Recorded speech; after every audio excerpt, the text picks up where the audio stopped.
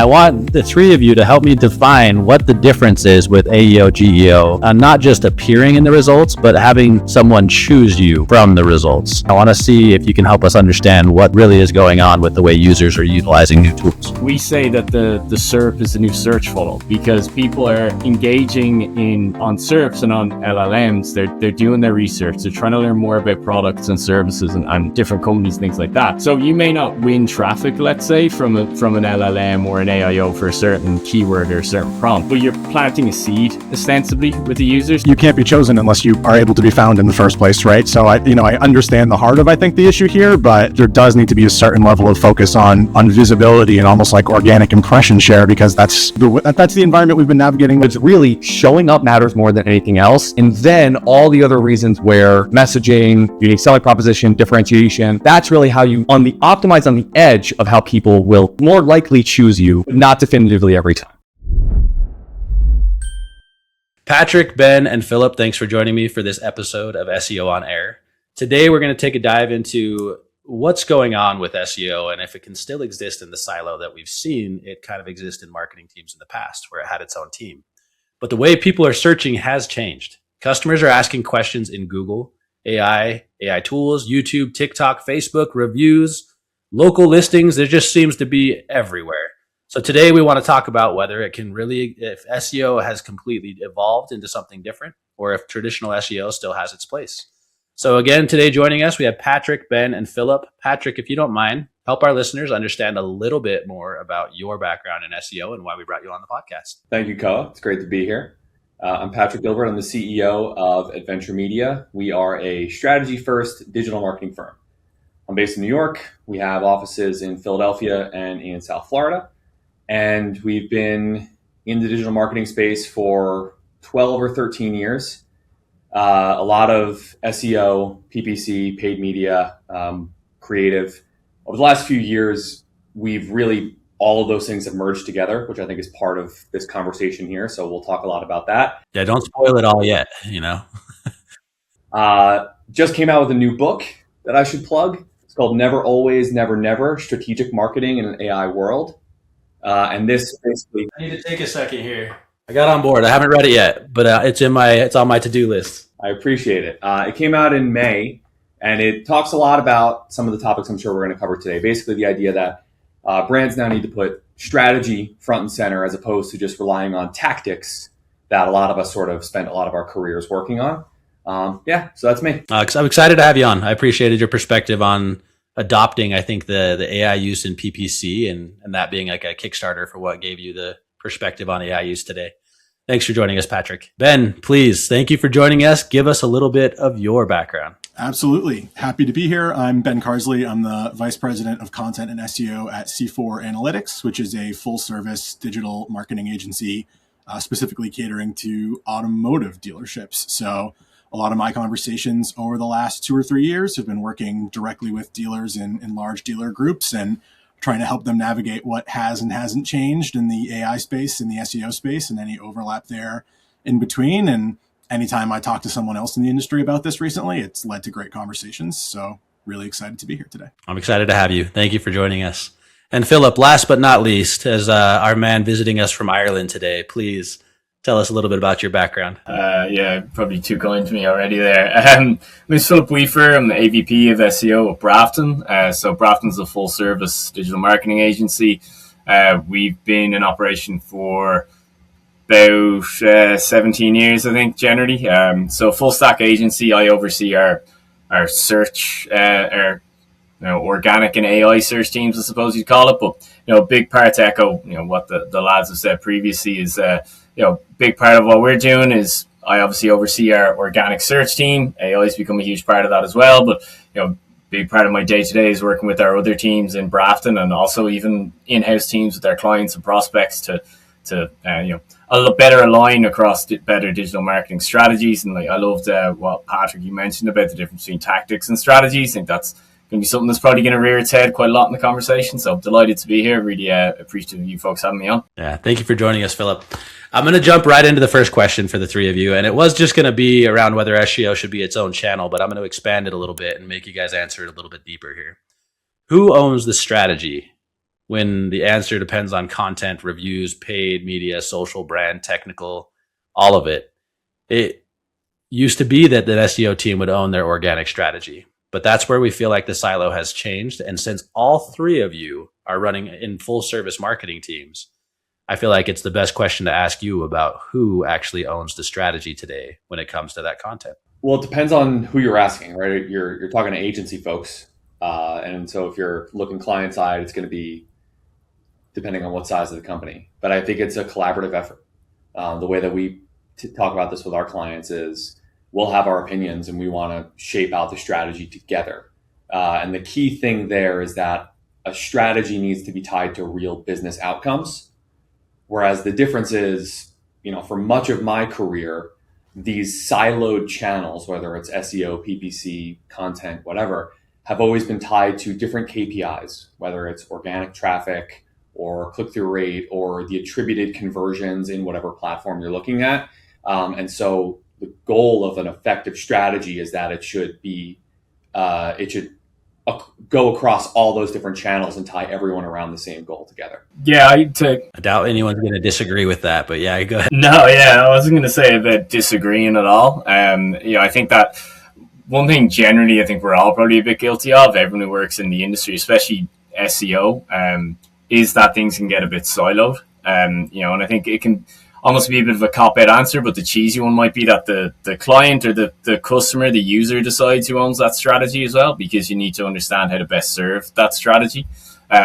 Because I think that's something, I think marketers generally as well sometimes get lost in data a little bit too much and don't understand the true intent with which someone is looking for something. And that's how you can work with other teams to best serve that strategy, best meet the customers or the clients or the prospects, their intent, like what they're truly looking for as well. And I think that's, the kind of exciting part about search in 2026 now is that it is no longer siloed. Again, we're probably guilty of treating it like that. And I think in agencies in particular, where it is multifaceted agencies, you can be a bit at loggerheads with the other teams because you want to have that internal share of voice, shall we say. But I think it's more important than ever to collaborate and understand how these different teams and these different distribution channels can augment and support each other as well. Because, even if it is ultimately a PPC driven goal, your organic presence can help that as well. It's how those two teams, and video is a huge thing now as well in AI search. Like, how do these different teams work together to drive home that general goal and never lose sight of ultimately what are you trying to do? You're trying to serve that user, that searcher's intent best. Yeah, I want to piggyback off of something Philip just said, which is he talked about intent, and I think we've really found that to be the through line that's helped guide us through these confusing times, right? And I think if you think about the point of any of this is just capturing consumer intent, then generally the teams that have traditionally been siloed but who are most used to dealing in that environment are your SEO and your paid search teams, right? So I feel like that leaves us pretty well positioned to steer the conversation, even as we need to do that in different ways. And I think this is a net positive for SEOs, honestly, because it does break down those silos. And, the things that accomplish good SEO most effectively have long stretched past what people, I think, traditionally think of as SEO, which is backlinks and blogs and whatnot. And it's been a long time since we've had to go into social media and content marketing and digital PR and whatnot. So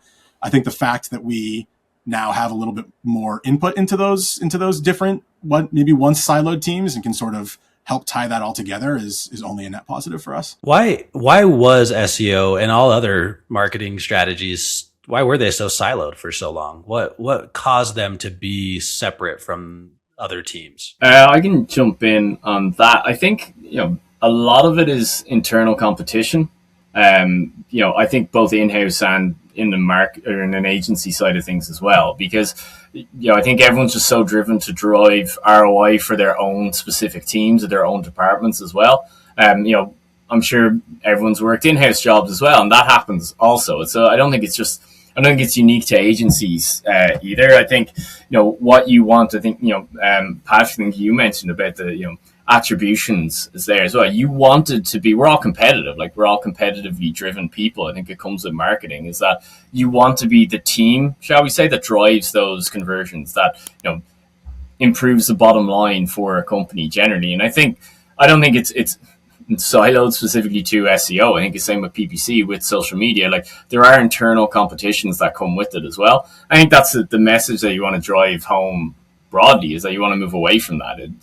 These departments can work together better. It's like, if you have a good organic strategy, right? If you have a good content marketing strategy that's informed by organic, that can lead to a better paid strategy. It can lead to a better email marketing campaign as well. Like, if you think of it, if you map out your content from an SEO perspective or AI perspective, it's like LLM driven. If you map it out intelligently, like that combination of data and human comprehension, is you've suddenly got an email drift campaign as well, because you know what assets people are engaging with. So you know how to better engage your audience generally, and how to distribute it. And then, even with that, if you're doing a thought leadership piece for social media or for a PPC campaign, that improves your SEO as well, generally. So to come back to your question, sorry, Koa, I appreciate it. Kind of went off one there, but I think it is just that competitive sense. It was the initial driver of it. But, as cheesy as it sounds, just marketing needs to be a bit more harmonious. Like, the teams need to collaborate and work together and understand how a good social media campaign begets good SEO presence, begets good PPC performance, and etc. Ben and Patrick, let me expand this a bit too, because I like where he went with the competitive nature. I think 10 years ago, I would hear paid ads and SEO sold against each other so aggressively, like they hated each other and they were stealing that budget from the other person. Today, it feels a little bit different, but I actually think I'm trying to explore this question more from like the barrier to entry that used to exist in SEO before and in paid ads. The tools were just so drastically different. The team that understood one did not understand the other. And I feel like that's where the silo today seems to be breaking a bit, where it feels a lot more approachable for everybody. Help me understand where you think that might be affecting the lack of, the walls that are up between teams today. Yeah, I think that's a good point. And I also think some of the things, at least on the SEO side, that used to be highly specialized or used to be part of why you would need a more standalone SEO service are sort of table stakes today, right? Like, I think about a lot of the layers of technical SEO, or if you're not doing them, you're not even in the conversation. So it's just sort of assumed that you need to be meeting a minimum level of competence there, and then you can tie into the broader marketing strategy, which is not to say you don't need anyone within your org or team that specializes in technical SEO, but that's not the end all be all anymore, right? It's sort of expected, I think fairly so, of your clients. And then that does just open the door for you to be more involved when that's taken care of. And you sort of, to your point, there are tools now that help you see the performance there. Doesn't need to be as all encompassing, and sort of lets you attack from a broader level, if that makes sense. Ben, I love that point about the table stakes. I had a conversation yesterday with a client about quality score in Google Ads for the first time in like probably 8 years. And it was like, I had to channel something from 2015 because like the Google Ads account's not showing impressions, and their landing page has all these issues. And it really is like a technical table stakes issue. And most of the time, like 99.9% of websites and clients have just figured that out. But like those that haven't, like they don't even have a seat at the table. So I totally agree. It is table stakes. But my answer to the question, Koa, is I think, so why is it siloed, and kind of what has happened that's kind of led us down this path, right? Like, we're all marketers. I studied marketing in college. The principles of marketing have been sort of codified for the last century. And we've sort of gotten away from that over the last 15 years, right? I graduated college. I entered this industry around 2013, and I didn't actually do anything that I learned up until that point, because I entered the industry in the middle of this like digital land grab where it was like the Wild West. And the premise when I really started doing SEO and PPC was like, get your ads, get seen on Google. And it was really this like move first and go grab that traffic before other people wake up and realize where the value is. So there were no rules of the game. There was no strategy. The strategy was just go there and just grab that traffic. And so it worked, right? And you could be a small brand without product market fit, without good messaging, without good creatives, with a bad website. But the fact that in 2014 and 2015, 2016, if you just existed on Google, you were able to like develop a really healthy business. Because one, the big players were very slow to migrate onto the platforms. the platforms themselves had a lot of loopholes that could be exploited by marketers like us. And there was just all these other factors at play that allowed this like digital arbitrage movement to exist. So there really was no strategy. There didn't need to be. It was go and execute, growth hack, whatever channel was your channel of choice, whether it was SEO or PPC or it was organic social, whatever it was, because it was cheap for the taking. And now 10 years have gone by, and that like kind of arbitrage moment is in our rearview mirror. So now it's sort of this transition back to like the traditional marketing principles, which sort of allows us to flex those muscles that, you know, hopefully a lot of us still have. But I think that's what sort of put us into those siloed things, because like you could just be optimizing for organic traffic and just by itself and doing everything that helped you rank organically for long tail keywords in 2015. And you can develop a seven-figure business doing so. I agree with you here. I think that's really fascinating. To go back though, I want to challenge a perspective that you have here where you talk about that land grab. And I agree that like all you had to do was do the basics especially like 2010 to 2015, 2016. I think people consider that the prime of SEO. But it feels like today with GEO, AEO coming into play with these LLMs and these tools, that it feels like the next phase of land grab. And that a lot of people are feeling like if they don't start ranking on these tools, they're going to be completely missing out on the next real estate grab, right? So I want to ask the three of you guys, is what's happening today with GEO and AEO? I'm changing my question from what you originally probably saw, but is it still SEO? Or is it a new phase with a new land grab? And are we needing to capture it to actually stay relevant today? I'll take this one first. This is a very touchy topic, so I'm interested. Every time you go on LinkedIn, if you're in the SEO LinkedIn communities, you got to be careful what you say, because there's very, very strong opinions. But this will make for a great podcast clip. There's room for nuance, right? I think it kind of depends on the industry and what you're doing. In my specific industry, right, which is automotive, so it's hyper local. There's not a lot of differentiation in like website platforms or in products. AEO and GEO are 90% plus overlap with SEO, right? I'm not saying there's no difference on the margins, but I think it's closer to SEO than they are to net new disciplines. That being said, I think one thing that I've found challenging to navigate over the last 2 years is there's been a lot of pushback from the SEO community about even being able to like say those acronyms, but that's what people are interested in right now. And I feel like we would be silly to not use that to our advantage, even if we're ultimately then suggesting, good SEO ideas or repackaged SEO ideas, as long as we're not misrepresenting those or upselling them, right? So I think there is an ability here for SEOs to capture the newfound attention and interest that maybe has waned a little bit over the last 4 or 5 years before AI search really became the hot new topic, and be able to deliver really good SEO sort of through the guise of AEO and GEO while still leaving room for some of the nuances on the margins that might be disproportionately more likely to help you in an AI overview or in an LLM or whatnot. No, it's one thing, and even going back, because I'd agree with what you said there, Ben. I think even going back to something that you said, Patrick, as well, it's like, a lot of the fundamentals and best practices of SEOs are still very prevalent now, but you can even go back to, when we were saying about the importance of technical proficiency. I mean, still, if your site isn't like technically optimal, you're not going to perform well. And it's even in the concept of content as well. Like, Patrick, you're talking about studying marketing, and when you first came out, there wasn't much practice in it. Like, I studied journalism. That's how I got into marketing. So I always go back to like my training is that, a lot of AEO, GEO is informed by good SEO best practices, and a lot of SEO best practices is informed by good content marketing best practices, which is informed by good journalistic best practices as well. So like a lot of these fundamental elements of good writing are still very much to the fore, if not more than ever.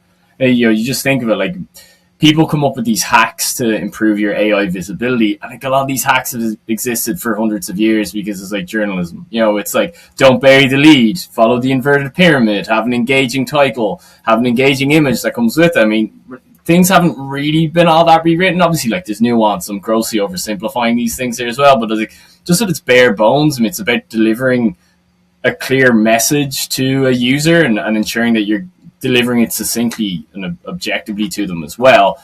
Like that's not reinventing the wheel. It's just, maybe taking it on a different path, shall we say. Before I let you answer, Patrick, because I know you have some strong opinions on this, I want to take the question just another direction because I think you're going to answer my next question. So let me ask this for you first. Philip, I love what you're saying when it comes to like the content and the best practices and the inverted pyramid and all the stuff that, like, if you've been in marketing, you understand, especially if you went to school for marketing and you like understood the concepts to it, not just the practice of like digital marketing today. With AI, it feels like it's giving everybody access to understanding those concepts, or maybe understanding is a strong word, into implementing those concepts more naturally because the tools are guiding them directly down some best practices or common practices. So it feels like everyone's leveling out their strategy about right here. And I'm just going to visualize this here. But it seems like we're going back to what Patrick said, and this is where I want you to jump back in, Patrick, that it's not necessarily the new land grab because traditional marketing is having to come back in and strategy is getting far more complex as everyone has leveled out the playing field underneath them. So Patrick, jump in here and tell us where you're seeing that connection between strategy and the tools. So what Philip was saying before about how it kind of goes down this train of, well, it's also, journalism best practices. I would add another addendum to that and say it's also branding. And this is where I think the biggest difference is. And Ben, I think I totally agree with what you said before, especially in the local side, that it's basically the same. AEO and SEO is kind of basically the same. It's the Venn diagram's a circle in many cases. I think as you kind of zoom out, that's where it becomes a little bit more. It becomes more like traditional branding, and that's what I think a lot of SEOs are struggling with, because a lot of us, like if you've been doing PPC SEO, if you've been in this world, you've been in performance marketing, and one of the old doctrines is that there was a clear line in the sand between performance marketing and brand marketing. And I've consulted with Fortune 50 brands that are like, well, here's our performance team and here's our brand team. And we need to figure out how to allocate budget across two different meta accounts that those people don't even talk to each other. And that's where talking about breaking down silos, that's really where the silos need to break down, because the stuff that performance marketing SEOs do and understand about what drives brand growth, I don't think that mentality is going to succeed in an AI search era. Because the thing, like Jet.com as an example, they were acquired by Walmart for over $3 billion in 2017. The reason they became valuable was because they conquered SEO, and they had all the long tail keywords for household items for people that were looking for the Swiffer wet jet or Clorox cleaner or whatever. I forget what Jet.com sold, but they sold stuff that you could buy at Walmart or at Costco or whatever. Now you would just go to Amazon to get it, right? The thing is, Jet.com was early on that. They capitalized on the performance marketing tactics of 2015 or 2014 through 2017. They bought all that traffic because Walmart was too slow to do it, and they didn't have the e-commerce infrastructure to be able to do that, and Jet.com did. So that was why they got valued at over $3 billion and got acquired. That can't exist today, because now if I'm going to go and I have an e-commerce store that's selling household goods, whether it's the Clorox brand or my own household brand that I just sort of invented in my garage, I'm competing with Walmart and Amazon and Costco and all these other big players that are household names. So how do you stand out? These are all branding problems. So when you think about, okay, I want to rank in AI search. Well, same. What do you want AI search to say about you? That you're an option? Because if you're just an option and you're showing up next to Amazon and Walmart and Target and Costco and Myers, cleaning, whatever, household brands, Clorox, you're never going to get chosen. So what you need to be able to do is inform your strategy about what makes you unique and why a customer should even consider you. And so now when you start to rethink your search strategy around answering that question, which kind of goes back to what you guys were saying earlier about how you think about the intent, you put yourself in the shoes of the customer. Now, all of a sudden, the walls between performance marketing and brand marketing really do get broken down. The walls between SEO and the rest of the other channels that you work on really do get broken down. And it all comes back to those traditional marketing principles, like the 4 Ps, and really what Byron Sharp wrote about in How Brands Grow, where it's advertising helps, But what really helps brands be successful is being thought of and being easy to buy. It's that simple. And so being easy to buy is sort of that idea, physical availability, showing up when people are doing research online, searching on Google, all those different things. And so you need to be able to figure out the overall marketing strategy that allows you to enter those spaces and then stand out with your messaging, being in the consideration set. And that's why all the stuff now gets tied together.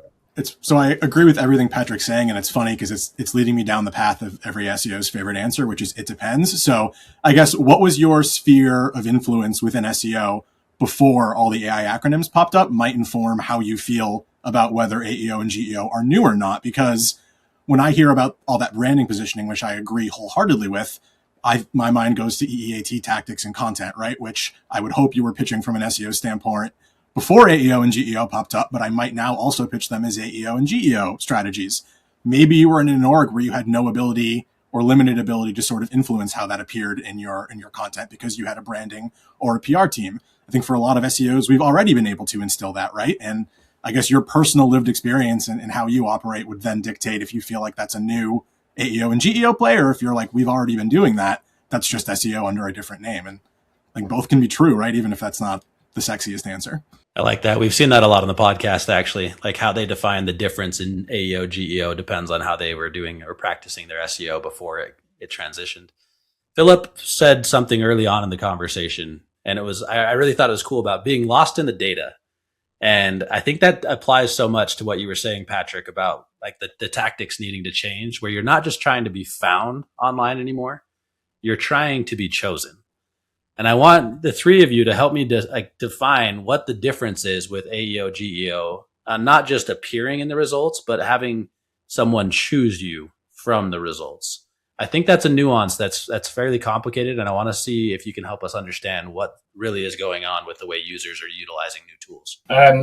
One thing, sorry, I can jump in first. One thing, and Patrick, I really liked your answer previously, and Ben, you dovetailing with it as well. Like, one thing that sprang to my mind almost immediately is that, we found just from conversations with clients and prospects as well, and even internally, because like we have to market ourselves as an agency as well.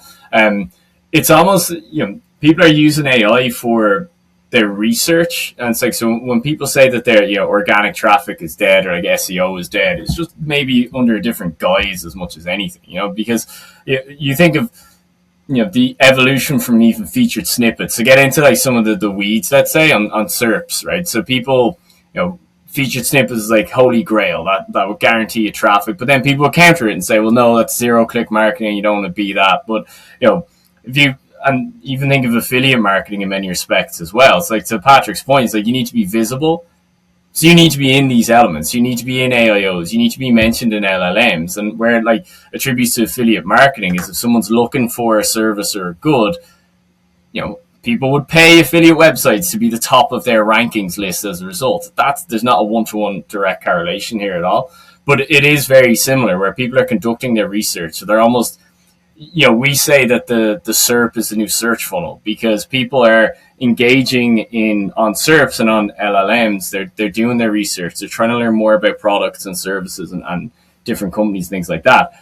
So you may not win traffic, let's say, from an LLM or an AIO for a certain keyword or a certain prompt, but you're planting a seed ostensibly with the user. So the more prominent you are, the more commonly they see your name reflected or your goods, your services, it increases the likelihood that they'll directly engage with you as a result. So they might navigate directly to your website, or your branded search might increase as well. But it's you have to be in front of people, like, to use a terrible metaphor, it's like, you think of it, you're going to one of the World Cup games, right? You're driving to the stadium, you see a billboard, that kind of plants a seed with you. So it's a quick interaction, but it might resonate with you a little bit. If you're in the stadium, you're going to see the stanchions around the advertising boards. You're perpetually inundated with branding, so it's going to seed even further.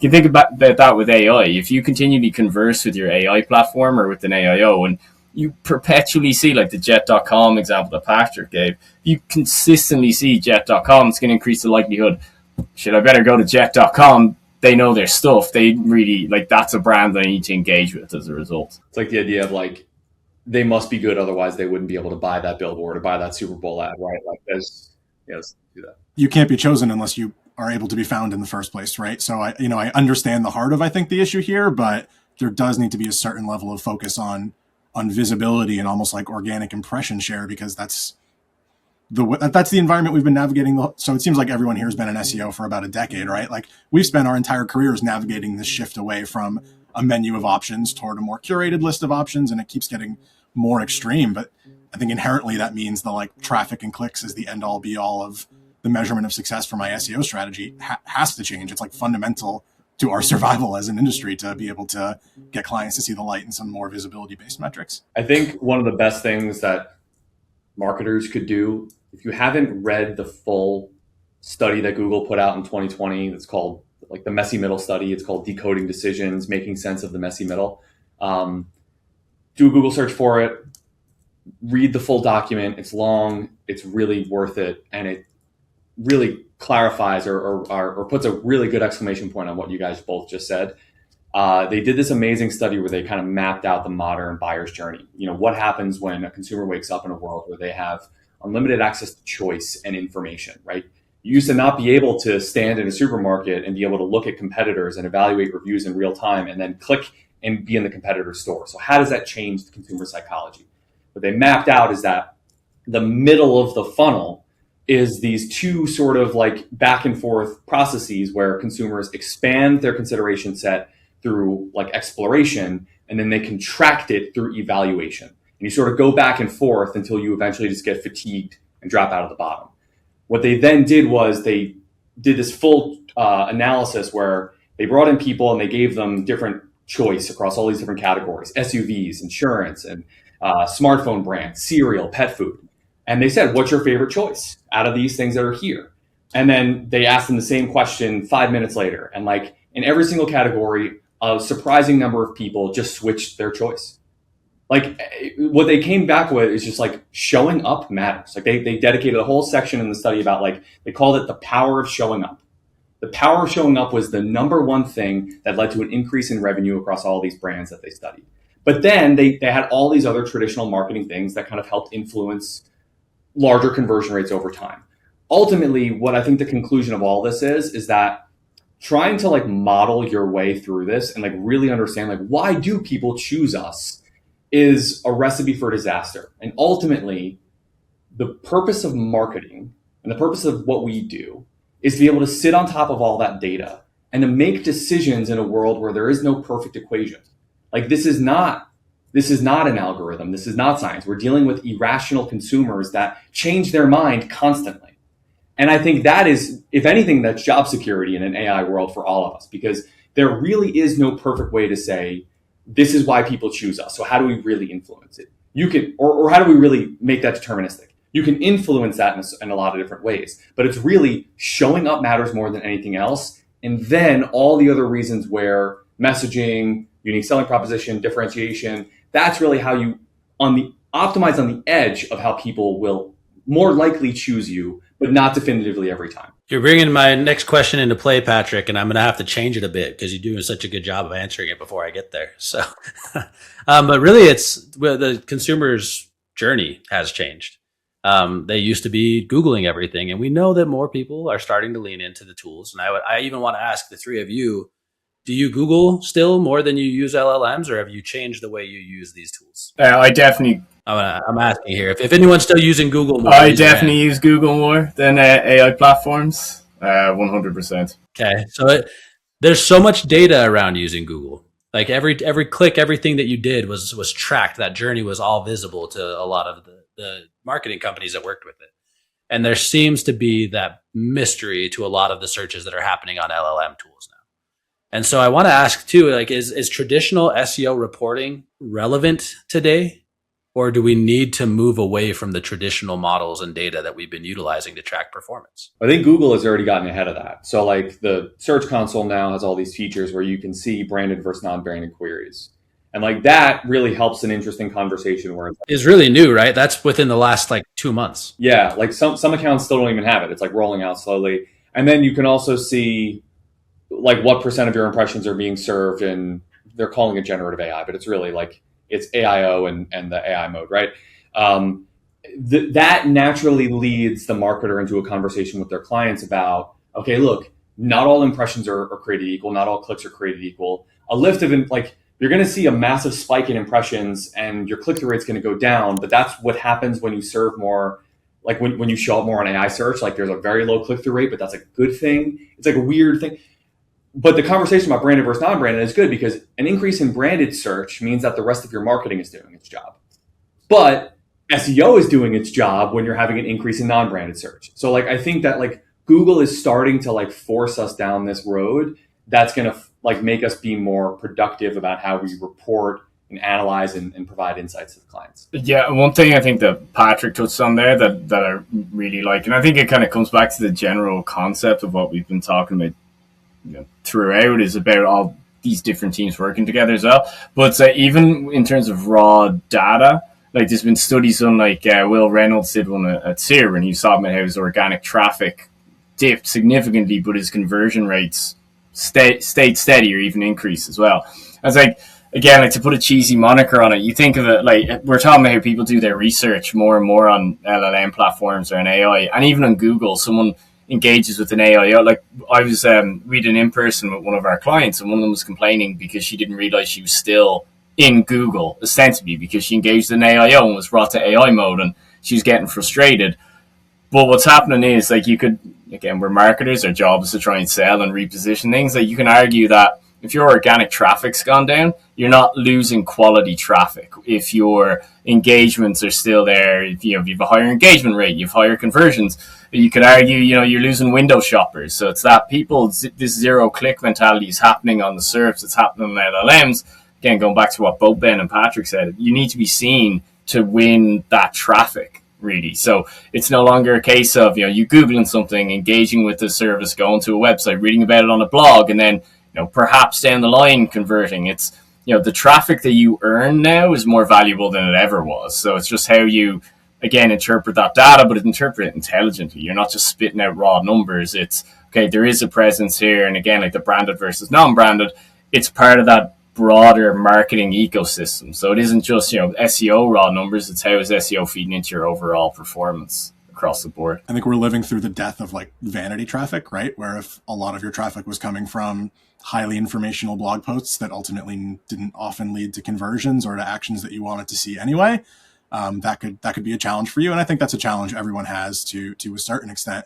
But I really like the example Philip used. We see that all the time. Okay, maybe overall organic traffic is down, and then we'll look and you're losing a lot of traffic from your top 6 performing blog pages that had captured a niche audience, and you weren't getting any conversions out of it anyway. But all the traffic to your VDP views and your pages with forms are either up or flat. That's totally fine, and that does just require a degree of reporting nuance that I think was maybe easier to skip in some cases previously. So the last question I have for the three of you is, I always try to wrap up with a little bit of prediction for the future and just have you guys been put on the spot a little bit here.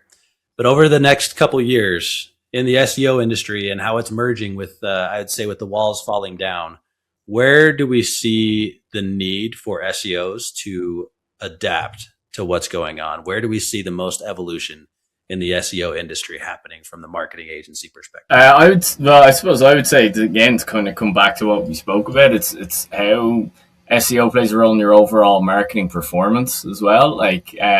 But SEO, we all, our agency, we always talk about it. We always hear SEO is dead, and I know I've said that before. It's about myth busting as much as anything. But again, to echo what to repeat it ad nauseum, it's you don't report on the same metrics as much as you used to. I think it's going to separate the wheat from the chaff in many respects, is that you're going to know who truly understands strategy, who truly understands user journey, and who truly understands what people are searching for on different platforms, because they're going to be able to provide value to those users ultimately. So again, as Ben says, it's not a case of vanity metrics anymore. It's not about kind of shorter term wins. And even you think about the evolution of search, I think, Patrick, you spoke about something really illuminating earlier. It's the change in tactics and strategies. We all would have worked in SEO when it was about putting out a 600-word blog one week, then a 1,000-word blog the following week. And it's about nonsense, ostensibly. It's about writing about a trending topic,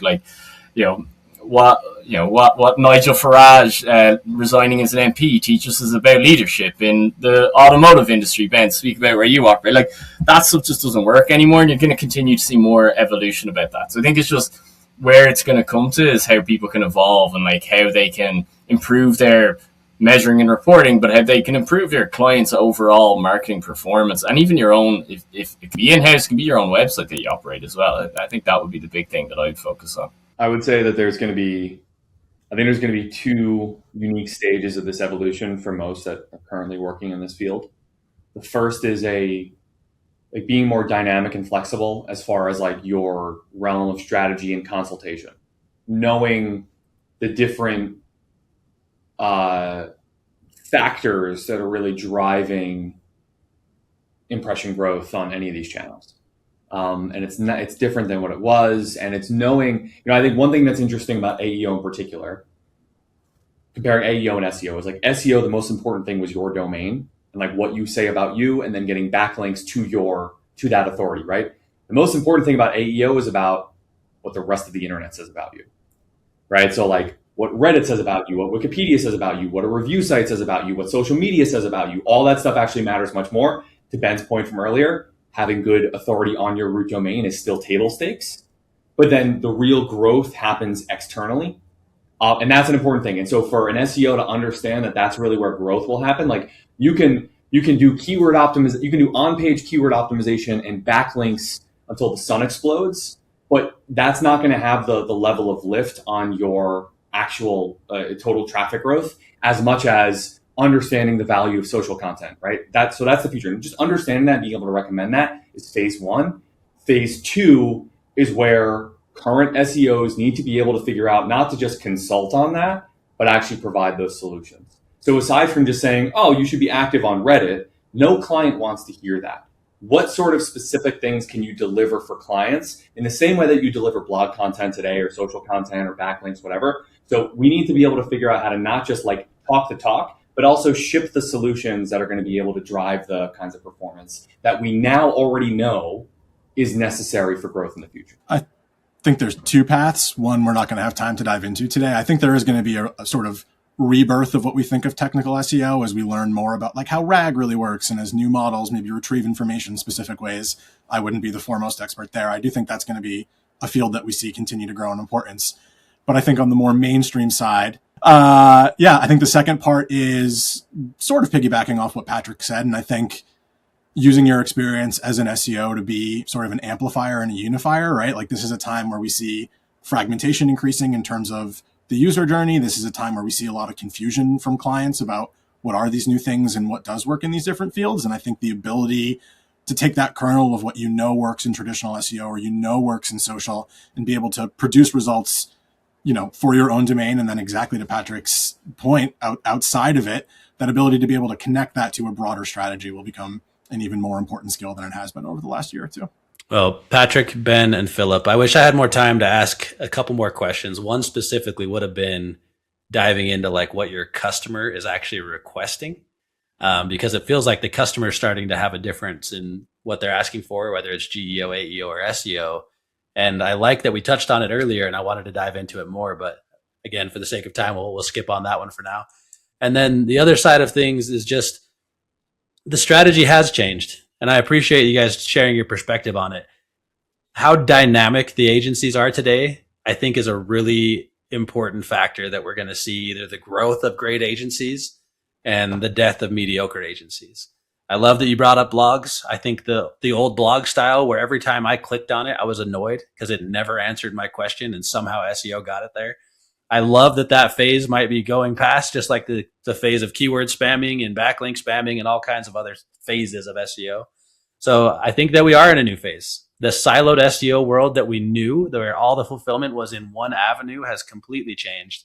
And the best marketing agencies there for the future are going to be the ones that can understand how to fulfill marketing as a complete strategy and not siloed tasks. Again, Patrick, Ben, and Philip, thank you for joining me for this episode of SEO On Air. For anyone listening, make sure you follow these guys on LinkedIn, and we will see you next time on SEO On Air. Thanks, guys.